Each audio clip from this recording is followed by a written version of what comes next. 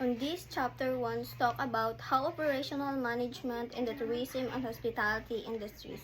It explains how operational management focuses on planning, supervising, and controlling daily activities to make sure the services are delivered efficiently at the right time, place, quality, and cost.